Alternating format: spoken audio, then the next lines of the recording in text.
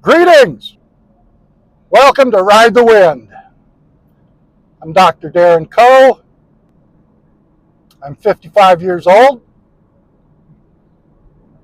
which makes me elderly to some and a young pup to others. I have a PhD in psychology and I've taught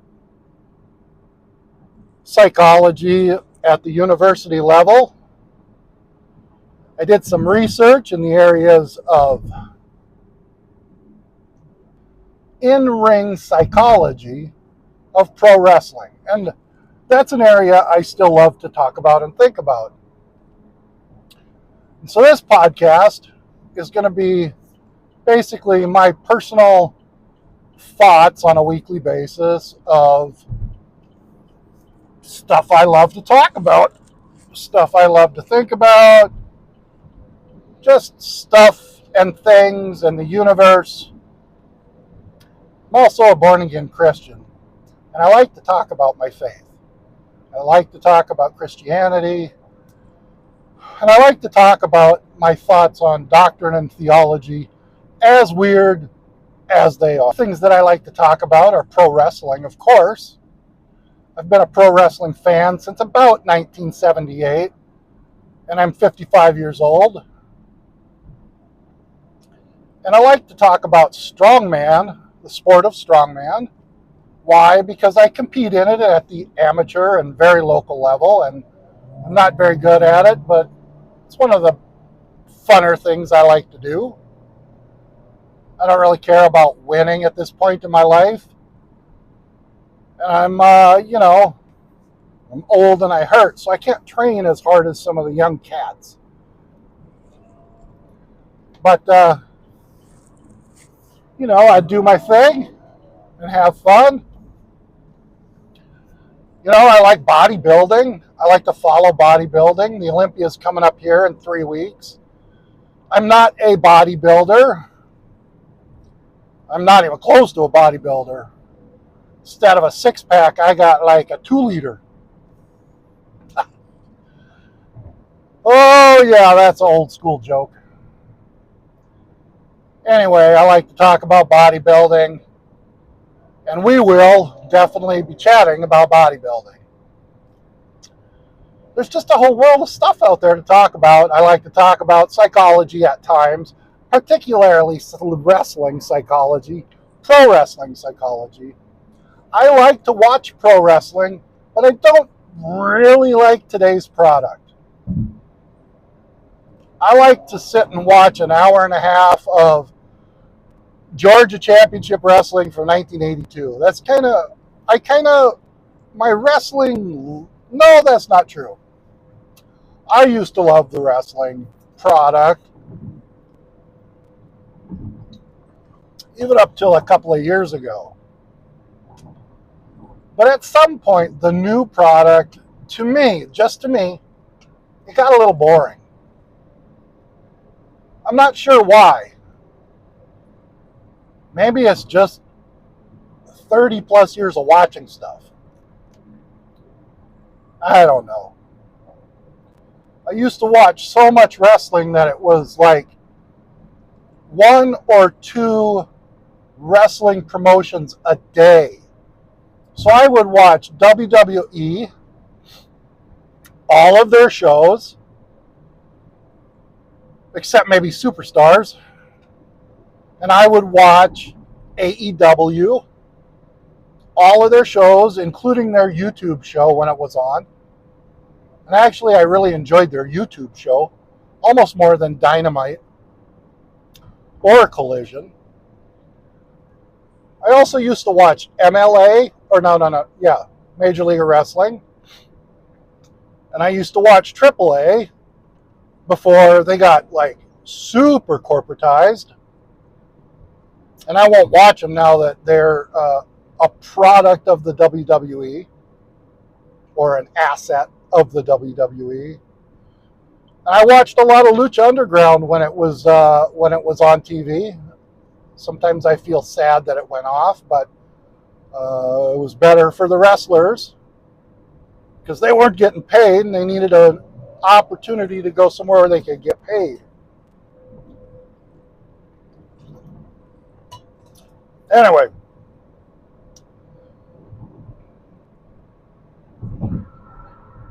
today I kind of want to talk about villains and heroes, good guys and bad guys, heels and white hats.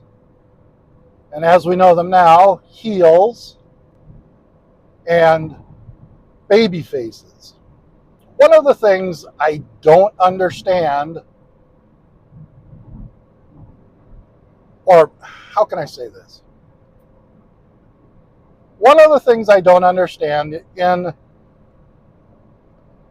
Western society, American society, is cheering for the villains.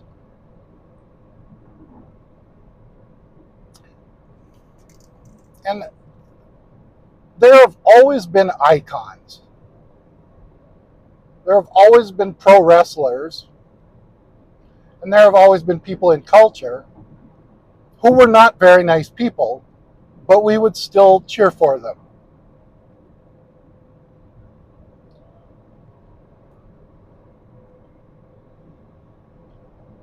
Ric Flair kind of comes to mind, although people really hated him for a long time. He didn't turn into this wrestling icon that people loved until much later in his life. When he went to wrestling shows and traveled throughout the territories in the 70s and 80s, people hated him. He did not get cheered. It's only now, for instance, that Bill Eadie gets cheered. People have finally recognized his genius in wrestling. But when he was a bad guy, for instance, as part of Demolition, and even further back as the Masked Superstar, you didn't hear people cheer for the Masked Superstar.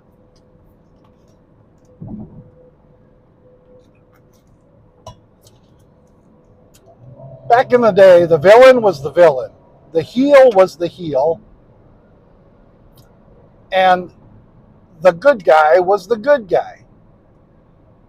And the heel made you know that they were the heel. They cheated.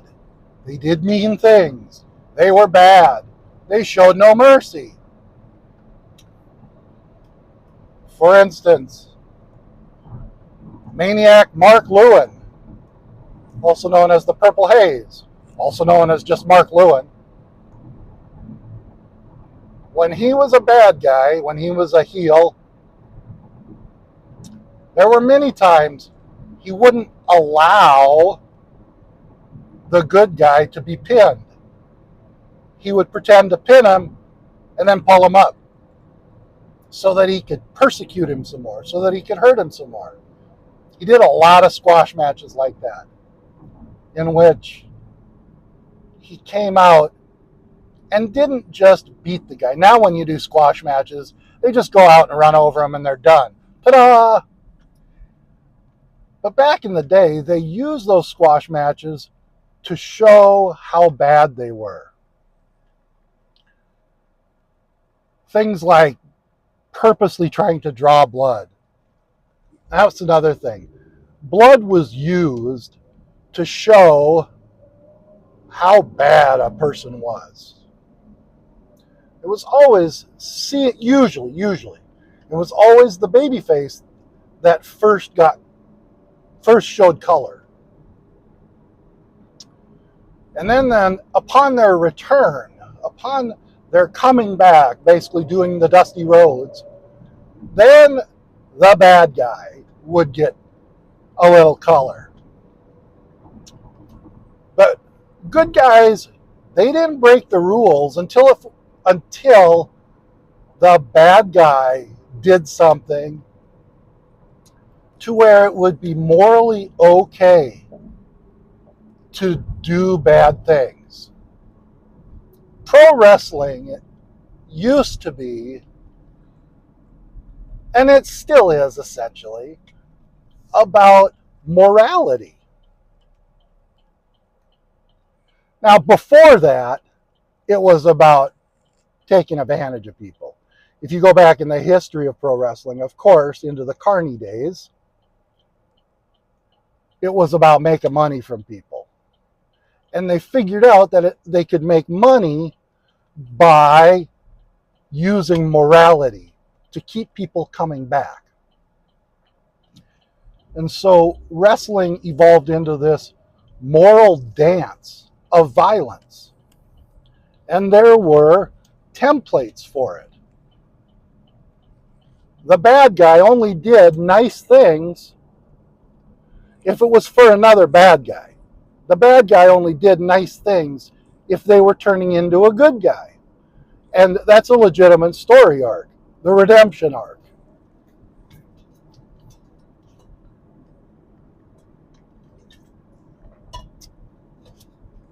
But in essence, the lines were pretty clearly drawn.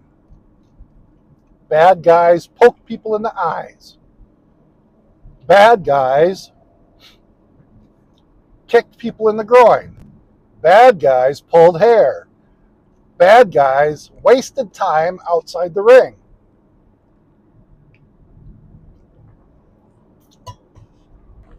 That was one of the hallmarks, actually, of how to get heat from a crowd.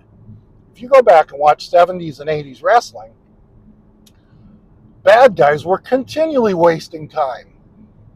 And now, in the day of everything scheduled and scheduled and scheduled, and tightly restricted and scripted, and all of that very sort of controlled environment that wrestling happens in at the corporate level,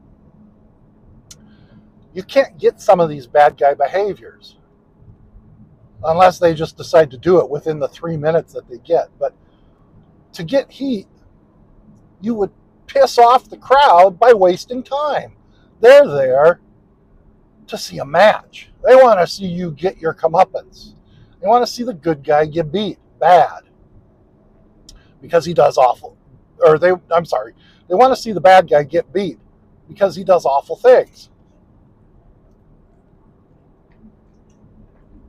And I know there are always the exceptions. There are always, the good guys who are loved, or the brawlers who are loved. There's always the sort of anti-hero spectacle that you just go because they're cool to watch. Guys like Bruiser Brody, Abdullah the Butcher, the Mongol, the Sheik. Of course, the Sheik was always considered a bad guy. He was evil. But those are the exceptions. Unless you're talking about kind of guys like Dickie Slater, sometimes Dick Murdoch. There were those that somehow they built up themselves as morally good, but usually they came in as like enforcers. They came in after the fact. They came in when someone had to be taken care of.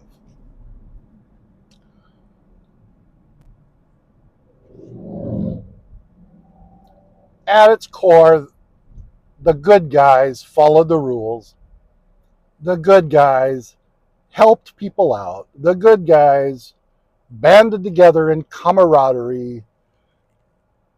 And the bad guys came together as groups out of nefarious purposes. They wanted to destroy someone.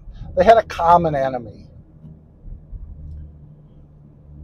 For instance, Kevin Sullivan's feud with the Grahams down in Florida. Kevin Sullivan's Army of Darkness was brought together in order to destroy Dusty Rhodes or destroy. And the only reason that the good guys came together in a faction was to stand against those bad guys. So what's my point? My point is that it seems like we're in a place where many times, if you really watch the wrestlers and don't just think about who's cool, everything is really morally ambiguous. And every wrestler I know will tell you that wrestling mirrors culture, society. And so as wrestling has gotten more and more morally ambiguous, when it's hard to tell the good guys from the bad guys, that tells me that culture is getting harder and harder to tell the good guys from the bad guys. It's getting harder to figure out who to cheer for and who to boo.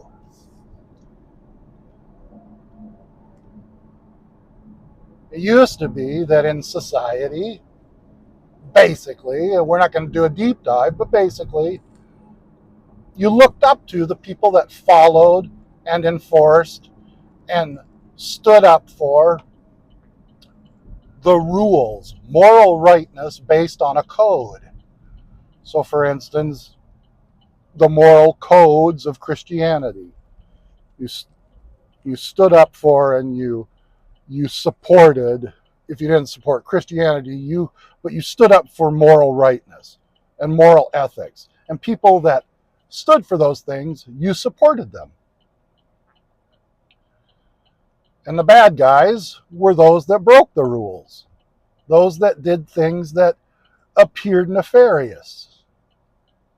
You didn't support the groups that seemed to be out to do destruction or chaos or create chaos. But now, in our society, as reflected in professional wrestling, it has become ambiguous. Morality has become nebulous. What's right for one person, not right for another. We've sort of reached the extreme of what's referred to as moral relativism and utilitarianism.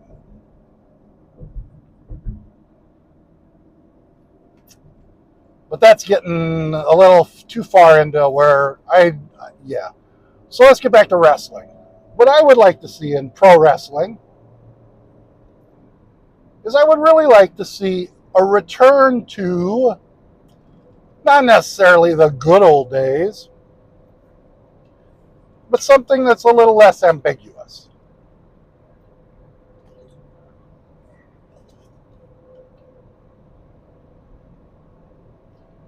I would like to see a return to people cheering the good guys and not cheering the bad guys, instead of this pro wrestling based on a pushed character.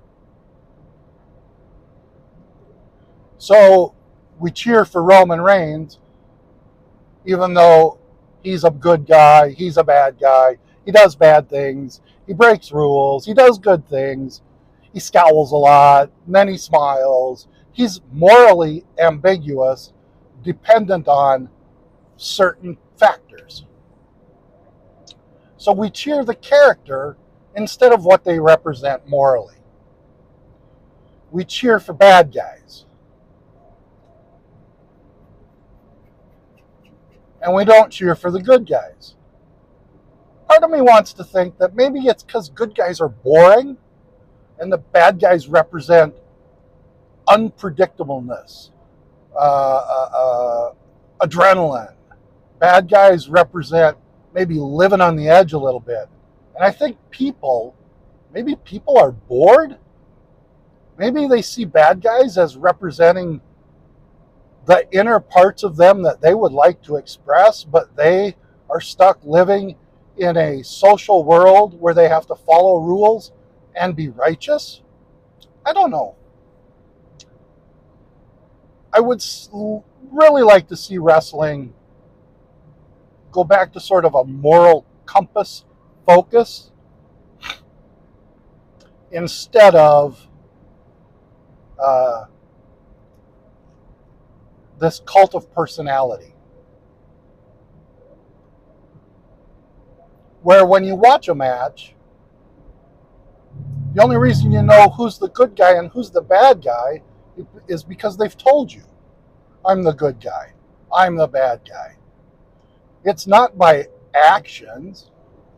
I just saw an independent wrestling match in which I absolutely did not know who the good guy was just by watching the match. It was a good match. Not really botchy. There were a couple of missed spots, but they made up for it well. I didn't think it was a bad match at all. But the psychology of it was just, I'm going to beat you because. And as a matter of fact, the guy who was technically the bad guy, the heel, was getting cheered. Now, there's a reason for him getting cheered, because in real life, he's a really good guy, and people know that. So they cheer for him. But he's supposed to be the bad guy. My suggestion might be that he switch to being a babyface, because he's going to get cheered no matter what. And I think he could make a really exciting kind of on the edge babyface. Sort of like a Tommy Rich. Maybe not quite that smiley. It's too smiley for this guy. But,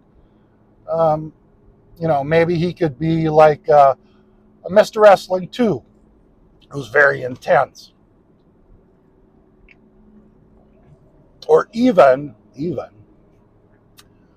a babyface Stan Hansen.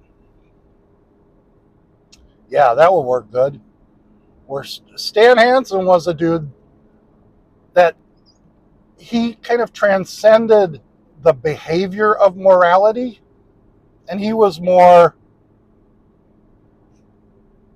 I'm just going to clean this up. He was a good guy, and people loved him when he was a good guy. They cheered for him. And you knew when he was being a good guy. He made no bones about it. But one of the things that good guys do in the ring, one of the things that tells you that they are a babyface, is that they are the more technical wrestler, generally speaking. And one of the templates for establishing who's the babyface and who's the heel in professional wrestling is that the match starts off in which both the wrestlers are attempting to do lots of technical stuff. And this is just one way to start a match, but it's considered like the intro to the story. And the babyface continually frustrates the bad guy or the heel by being technically more sound. They do better headlock takedowns. They do better hip tosses. They do better arm drags. They're a little quicker. They're a little more precise.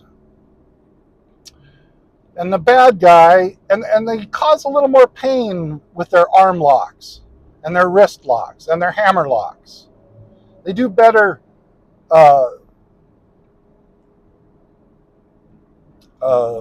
anyway.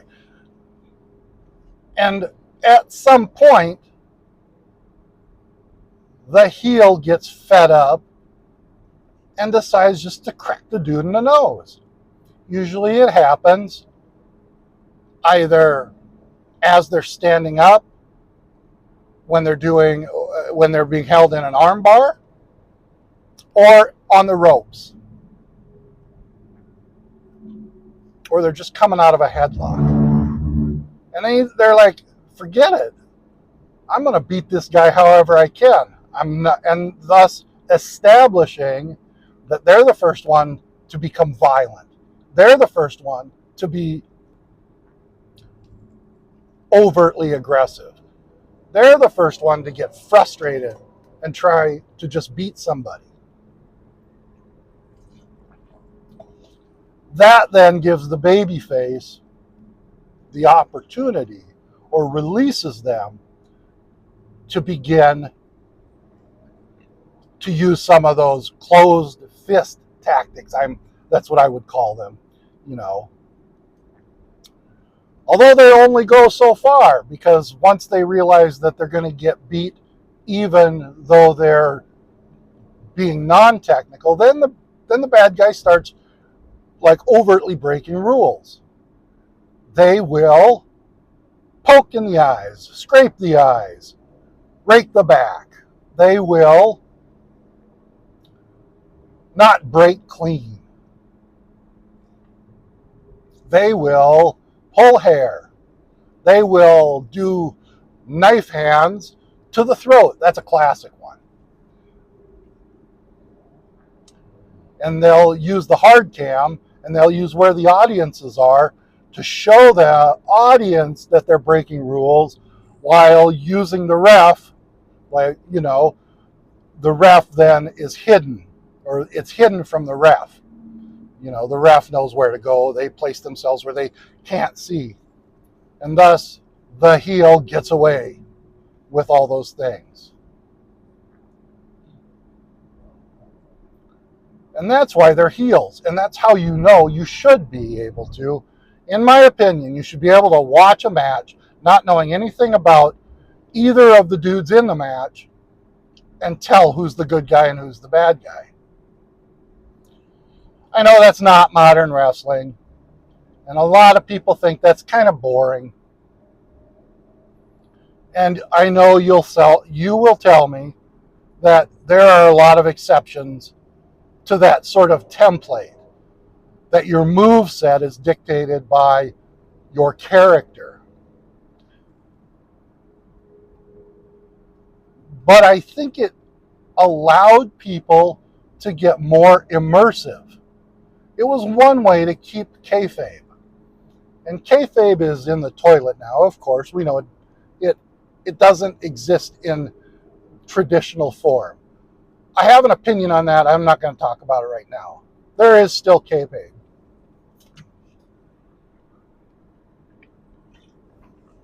But they've evolved kayfabe into something different. Something new, something interesting. And it's actually really fascinating psychologically. And so I guess I would also like to see our society move away from this whole weird moral ambiguity, this seeming loss of a moral compass, and stop supporting people based on their ideology. Stop supporting people based on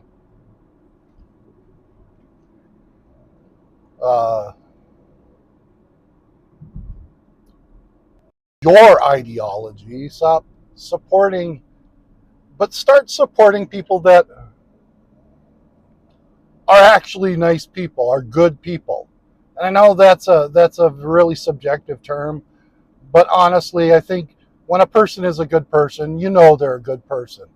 And it's going to take some type of jacked up ideology to be able to point to a good person and say that they're a bad person. Everyone knows that when I ask someone, who in your life is a humble person, they all point to somebody. You know. I would like to see a little more decency. I would like to see a little more coming together. I would like to see us not support the bad guys. I would like to see us boo the bad guys in society. And I don't think it's hard to tell who's a bad guy, unless you're stuck inside some kind of ideology that doesn't allow you to think with a clear mind. And that's about all I'm going to say on the subject, because now I'm getting into some politics and philosophy that I really am not, I don't feel like talking about. That's one of my big deals, is there's a lot I'm not going to talk about right now, depending on how this channel goes. I don't talk about politics overtly, especially not with my coworkers or even people I just know, because I'd rather have relationships and friendships than be right many times. I'd rather live by example than win an argument. I learned a long time ago when I first got into college, and I was a born-again Christian, small town, thought I knew everything. I was pretty egotistical, to be honest.